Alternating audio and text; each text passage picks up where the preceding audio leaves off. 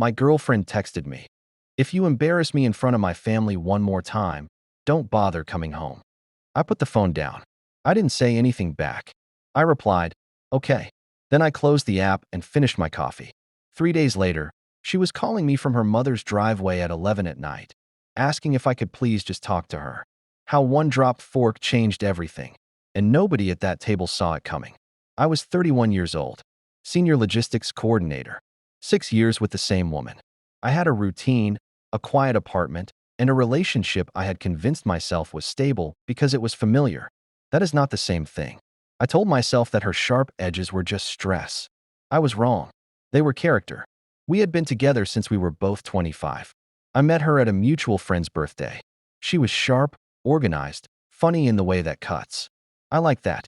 For a while, what I did not notice, or chose not to notice, was that her humor only cut in one direction. Always at me.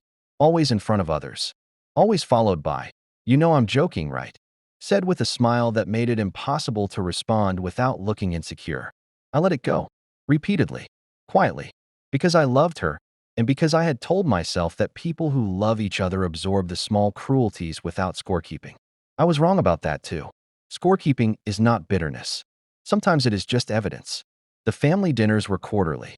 Her mother, her father who didn't say much but watched everything, her older brother Marcus who worked in finance and spoke to me like I was an interesting case study, and her younger sister Priya, who was the only one in that room who ever genuinely asked how I was doing. 6 years of quarterly dinners. That is 24 dinners. I remember most of them. The pattern was always the same. She would build up tension in the car on the way over, small comments, adjustments to how I was dressed, reminders about which topics not to bring up. By the time we walked through the door, I was already performing. Not myself. A curated, cautious version of myself, pre-edited for her family's approval. I accepted that arrangement because I told myself it showed I cared. I was wrong about that too. The dinner 3 months ago was a Sunday. Her mother had made her lamb dish. The table was set formally, the way it always was at that house, even though we had been coming there for 6 years. Her father said grace. Marcus talked about a deal he was working on. Priya asked me about a project I had mentioned last time, which surprised me because I hadn't remembered telling her about it, and she had remembered all of it. I was reaching for the bread when it happened. My fork slipped, clean off the edge of the table. I bent down to pick it up, and while I was bent down, I heard her say it. To her mother, but loud enough. Not lowered voice, not whispered. Loud enough.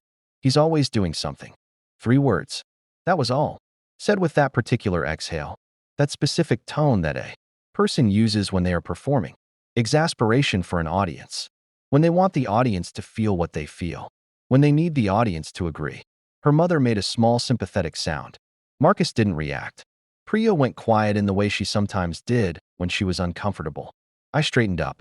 I set the fork on the table. I looked at her. She was already looking at her plate. I felt no anger. No heat in my chest. I want to be precise about that because it matters. What I felt was clarity. The kind that arrives without noise. The kind that feels less like revelation and more like arithmetic. Like numbers you have been avoiding have finally balanced themselves whether you wanted them to or not. I said nothing for the rest of dinner. Not silent in an obvious way. I answered questions. I thanked her mother for the food. I listened to Marcus explain a bond structure I didn't particularly care about. I ate. I was present. But something had moved inside me. Quietly and without ceremony. The way furniture moves in a house the night after an earthquake. Nothing broken. Nothing dramatic. Just everything slightly out of place in a way you cannot unfeel. On the drive home, she was in a good mood. That was the part one kept returning to afterward. She had a good time. She laughed in the car. She talked about Priya's new apartment and her father's health and whether we should start hosting dinners ourselves. I drove. I nodded in the right places. I said very little. She didn't notice.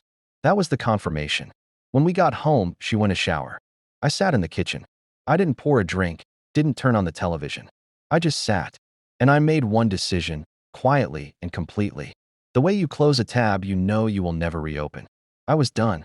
Not angry. Not hurt. Just done. The way a house is done when the structural wall cracks. It doesn't fall immediately. It just stops being safe to live in. I had been living in an unsafe structure and calling it love because it was warm. The next morning I called my friend David, who is a property attorney. I told him I needed to understand the lease. The apartment was in my name. I had signed it 3 years ago when she moved in. Her name was on nothing. I had paid 11 of the last 12 months of rent, the exception being 1 month where she covered half and reminded me of it. For 6 weeks afterward, I needed to understand what a proper notice period looked like. He walked me through it. 30 days written notice. Standard. I wrote it down. That week I did 4 things. First, I called the bank and separated the joint savings account we had, opened 2 years ago, for a vacation we never took. The account had $4,000 in it, roughly equal contributions. I transferred my half to my personal account and sent her a message documenting the split. No explanation, just the numbers and the date. She texted back within 20 minutes asking what was going on. I said, just organizing. Second, I contacted my building manager and clarified the process for removing an additional occupant from a lease. He told me I needed to provide 30 days written notice. I drafted the letter that evening. Third, I logged into the shared streaming accounts and the shared grocery delivery app and removed her payment method. These were small things, but they were mine. I had set them up. I had paid for them consistently for 3 years. They were not symbolic gestures. They were accurate ones. Fourth, I called Priya, not to tell her anything, not to recruit her or involve her in anything that was not her business. I called her because she had asked about my project at dinner and no one else had, and because she deserved a real answer. We talked for 40 minutes. She was kind. She did not ask about her sister. I did not bring her sister up.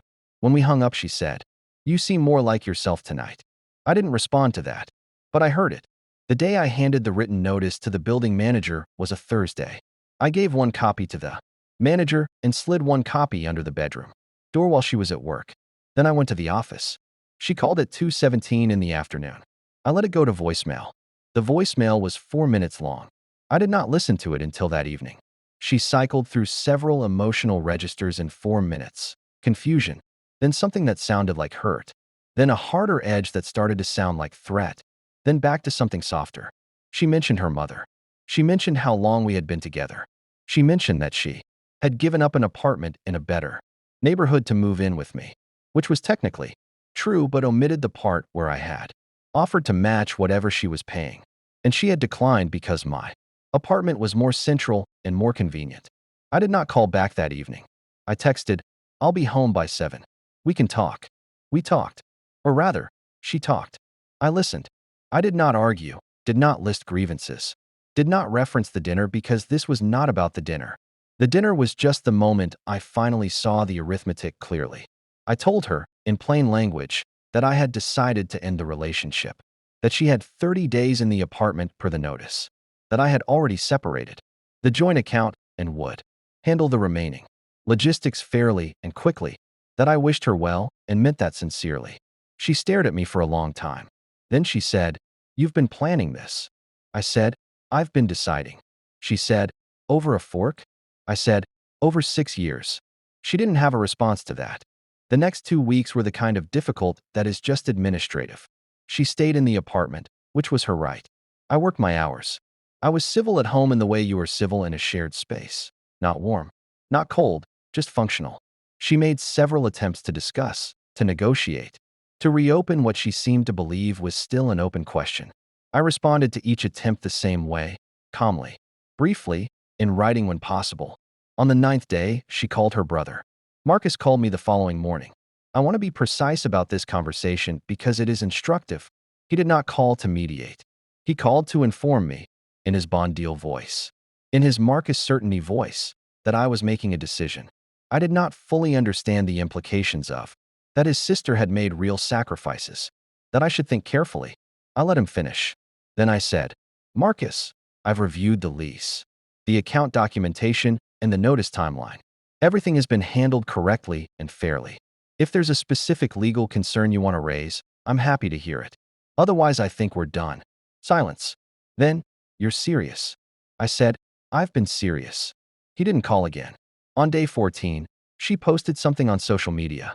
I do not know exactly what it said, because I had already muted her profile 11 days prior. I found out through a mutual friend who texted me to ask if I was okay and what had happened. I thanked her, told her I was fine, and did not provide details. The post, from what I understood, implied a vague betrayal, the kind of language that invites sympathy without specifics. Several people apparently commented with support. I did not respond. I did not post. I did not explain myself to the audience she was building. 2 days later, the mutual friend texted again to say that a few people had been asking her what I had done. She wanted to know if I wanted to share my side. I said, "There's no side to share. These things happen." She seemed almost disappointed by that. People often are. Clean departures are unsatisfying to an audience that wants a villain. On day 22, Priya called me again. This time she asked directly. I told her the summary. The relationship had run its course. I had handled the logistics properly. I had no bad feelings toward anyone. She was quiet for a moment. Then she said, "She told Mom you blindsided her." I said, "I gave 30 days written notice and separated finances before that conversation. If that's a blindside, I'm not sure what a warning looks like." Priya made a small sound. That was not quite a laugh. Then she said, "For what it's worth, I always thought you were quieter than the situation required." I didn't know exactly what she meant, but I thought about it for several days. Day 30 arrived on a Saturday. She had arranged for Marcus to help her move. I spent the day at a friend's place, not to avoid the scene, though I won't pretend that wasn't also part of it, mostly because my presence would have made it harder. For her, and there was no reason to make it harder. I had left the apartment clean, her section of the closet empty and accessible, boxes by the door for anything that might need them. When I came home that evening, the apartment was different in the way. Only a space is different when a person has been removed from it. Not empty, still full of my things, my furniture, my life, but lighter in some specific, unrepeatable way. I stood in the kitchen for a few minutes. Then I made dinner. That was it. No ceremony. No grief performance. I made pasta. I ate at the counter. I watched something forgettable on the television. The absence was present, the way absences are, not like a wound. More like a gap in a sentence you eventually stop noticing. What I missed in the weeks after was not her. I want to be precise about this. What I missed was the architecture of the future I had been building in my mind for 6 years, the version with a shared house and a dog, and a quieter life and the belief that I had found the person who was going to be there. That version doesn't exist anymore. What existed was the person at that dinner table saying, with complete ease, "He's always doing something," and then going back to her meal. That is what existed. The version in my head was mine. I built it. I maintained it. And I let it go. I moved a standing lamp to a different corner of the living room the second week. Small thing, but it was mine to move. That felt like something. Priya and I are still in contact. We don't talk about her sister. We talk about what we talked about before, her work, my projects, books we've been reading. It is a small, specific friendship that exists entirely outside the context that created it. I value it accordingly.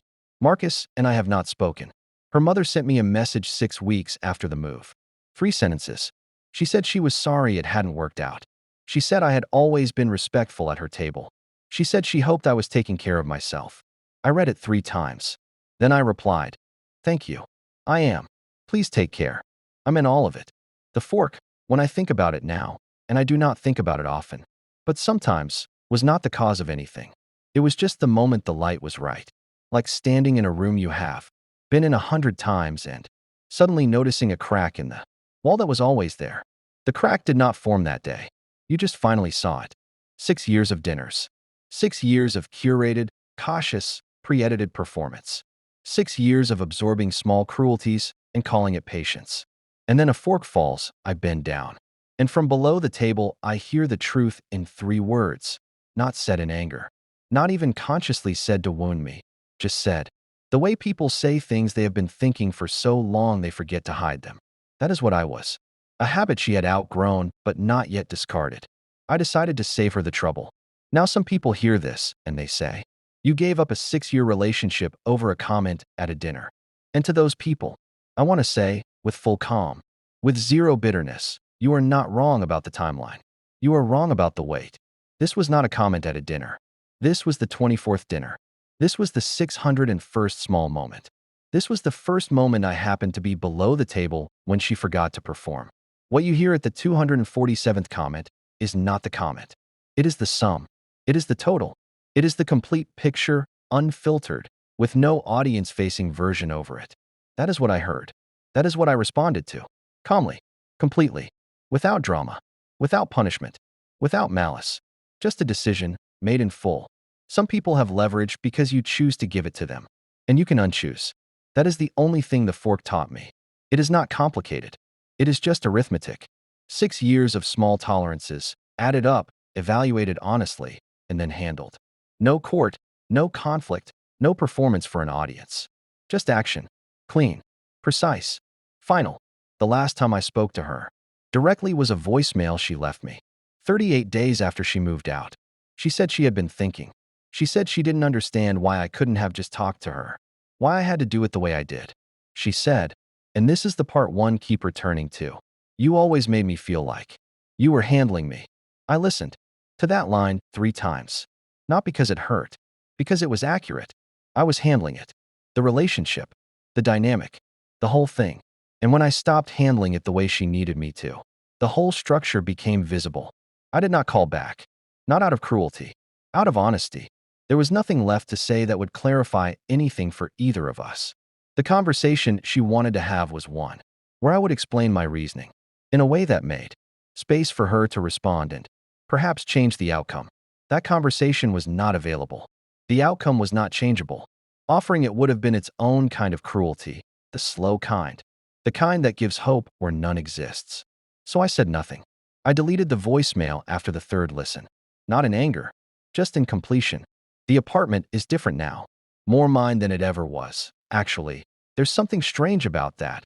Living somewhere for 3 years with another person and only after they leave realizing how many small accommodations you were making that you did not register as accommodations. The furniture I wanted. The temperature I prefer. The silence I have always needed more of than I admitted. I run in the mornings now. I didn't before. She didn't like the schedule disruption. I wake up at 5:45 and run 4 miles before the city is fully awake. The world is quieter at that hour. Colder. More itself. I have found that I am also more myself in that quiet. It took 31 years and 1 dropped fork to discover that. Here is what I know now that I did not know 6 years ago. Stability and peace are not the same thing. A relationship can be stable, consistent, familiar, structured, and be a place you are slowly disappearing in. Stability without peace is just a slow erasure with known coordinates. Peace requires space. It requires a particular kind of quiet that is not the absence of conflict, but the presence of honesty.